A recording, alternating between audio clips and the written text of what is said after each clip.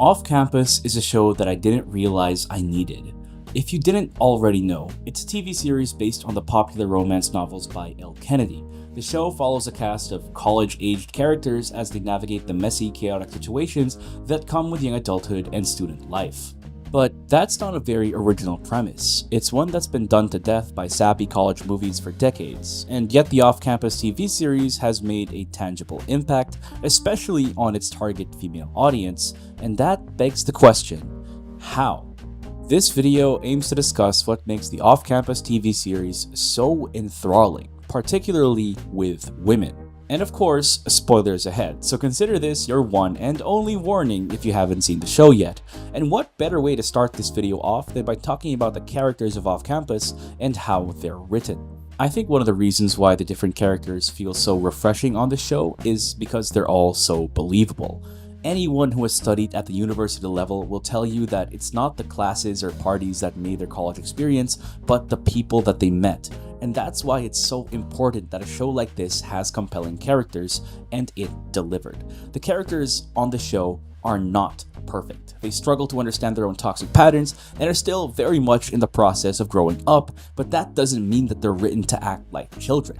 And I hate when writers justify the characters acting utterly nonsensical just by saying that they're students. They're supposed to be college-aged kids. They know just enough about the world to not make completely stupid choices like, I don't know, asking your girlfriend to marry you just because her brother got into an accident. And all the characters seem to act their age, being old enough to have some life experience and an expectation of maturity, but young enough to still make stupid mistakes and not fully understand why they make them. But that doesn't mean the characters are too immature to handle things like normal people. Frequently on this show, we will see characters talking out their interpersonal issues, like in episode 4 where Garrett apologizes to Kendall for treating her as disposable. He recognizes that what he did earlier in the season was wrong and promptly apologizes, and Kendall has every right to be petty, but she chooses to forgive him. And speaking of Kendall, I was pleasantly surprised to see that she was actually treating Wellesley with respect, when I really thought there would be a whole Puck Bunnies versus Hannah thing. Personally, I hate jealousy plotlines because they're such a low-hanging fruit, and I'm glad that the show didn't go that route with these characters.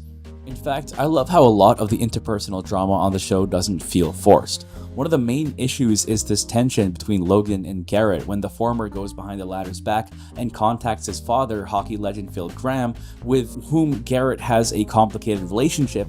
But Logan reasons that it's for charity and that if his captain could just set aside his ego for just a little bit, Phil would be willing to pitch in. It's a real issue where both sides are actually somewhat at fault here, with Garrett not being able to open up about his father or set his ego aside for a charitable cause, and Logan going behind his best friend's back without his knowledge, which actually gives me the perfect segue to another huge part of why the show is so appealing to women, and that is how Off Campus writes men.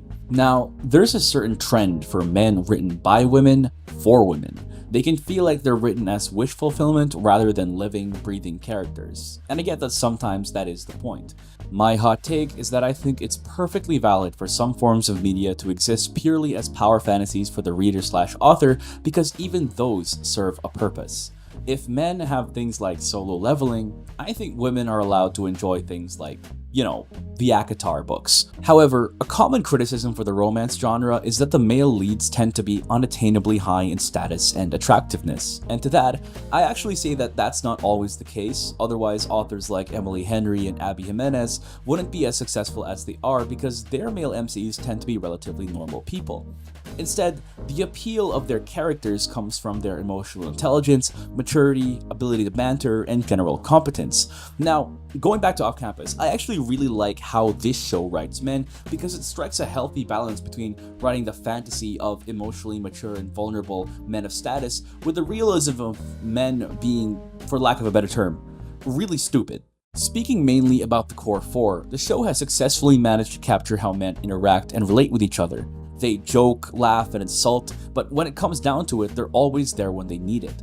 One of the first times we see Garrett, Logan, Tucker, and Dean together on screen, they're bonding with each other through working out. And it's so realistic because men create bonds through shared experience, not conversation. And for extra realism, we even see that none of them are hitting legs. Damn, the showrunners do their research. And throughout the show, we'll see them roasting each other, making jokes at each other's expense, talking about girls, and they're really just boys being boys. But I really love how the story gives the men a lot of depth as well. We see that they're willing to be vulnerable, talk about their respective traumas once they're sufficiently comfortable, and their crushes and their desires, but more importantly, they're there for each other when things go south. And it's what makes the male MCs of the first season of Off Campus, Garrett Graham as the main and Dean De Laurentiis as the secondary, so beloved by the show's female audience. Because these two characters are men of status, but that on its own is only part of a bigger picture. Now, Garrett is the main male MC, and he's a very interesting character in the sense that he's the son of a hockey legend, and he's a prodigy himself, but he has an inner conflict in which he doesn't really know whether he loves hockey because he chose it for himself or because his father forced him and molded it into him.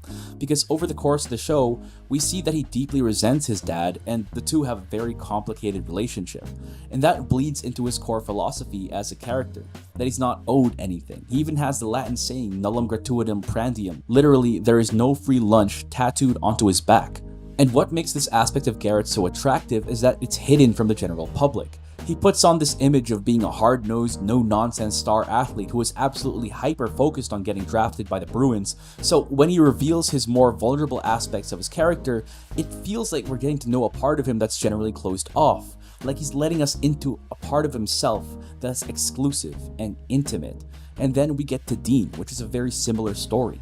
When we're introduced to him, we just think he's the lovable himbo side character who only exists to drink beer, play hockey, and have concerning amounts of casual sex. But in the second half of the show, he gets a surprising amount of screen time and depth.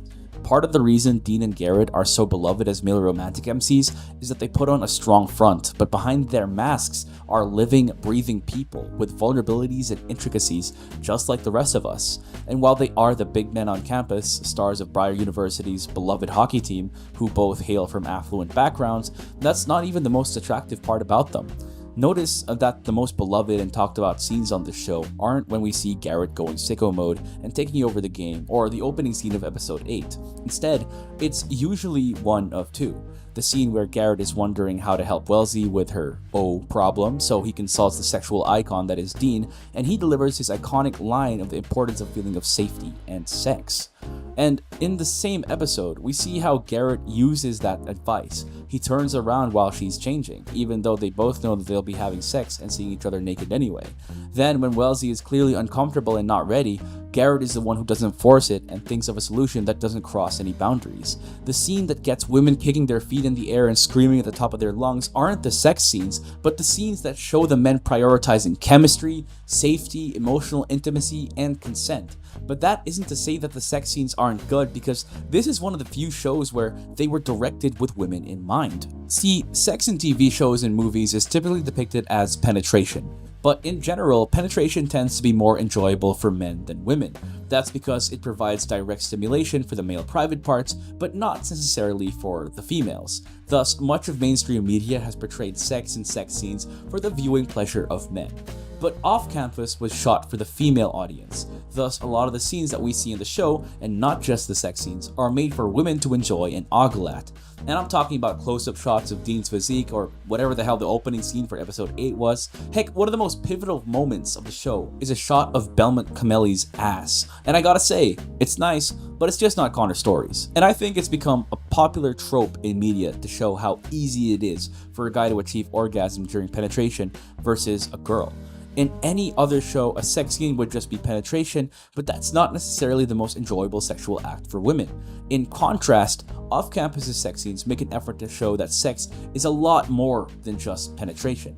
There's oral sex, cunnilingus, manual stimulation, and even just making out hotly. It shows that these male characters are focused on giving pleasure to their partners rather than just knocking their own socks off. Mainstream media tends to treat these parts of sex as optional or even boring, so it's nice to see some variety in the sex scenes of Off Campus. All of that is just a part of a very intimate conversation between two individuals that we call sex. And speaking of conversation, where do I even begin on the banter on this show? Banter is such an important part of romance because it shows chemistry between two characters without having to explicitly state that they like each other. Good banter involves teasing, witticisms, callbacks to previous conversations, and active listening on both ends of the conversation. One of my favorite authors in the romance genre, Emily Henry, has built an entire career on being able to write good banter, and Off Campus has a lot of it, especially between Wellesley and Garrett. These two have so many good moments together, from the don't blush scene to their first real interaction, the obligations thing, but one of my personal favorite bantering scenes goes understated: the conversation leading up to karaoke night. It's a short scene, but the editing in it is so intentional. The cuts between Garrett and Wellesley are quick and don't skip a beat, just like their dialogue, and then it culminates in a fun reveal at the end. And apparently, the banter is even better in the book, so maybe I gotta get on that. The back and forth between these characters is just so damn good. It makes their scenes absolutely electrifying to watch, and props to the actors for really selling their respective performances. But I think underneath all of this is the core theme of this season of Off Campus: the universal human need to be seen.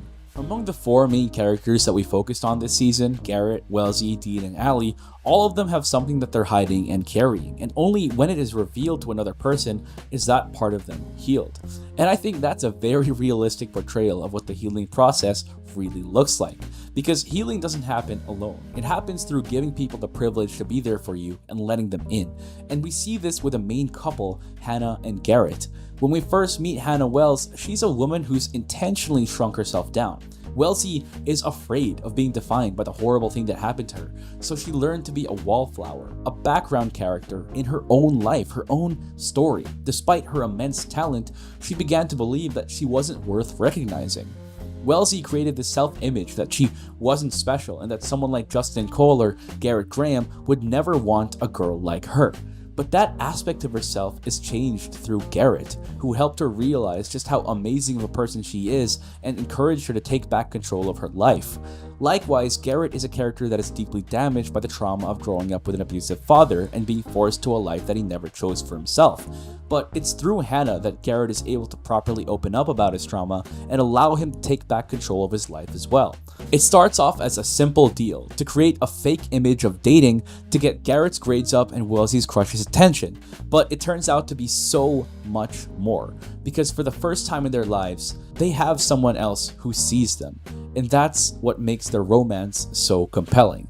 And I think that core theme is what really hammers home why this season of Off Campus really made an impact on its female audience, because it captures the desire to be seen for who you really are rather than just as a stereotype or role, and showed how beautiful it feels to finally be witnessed, because to be seen is to be known, and to be known is to be loved. And I think that's whack.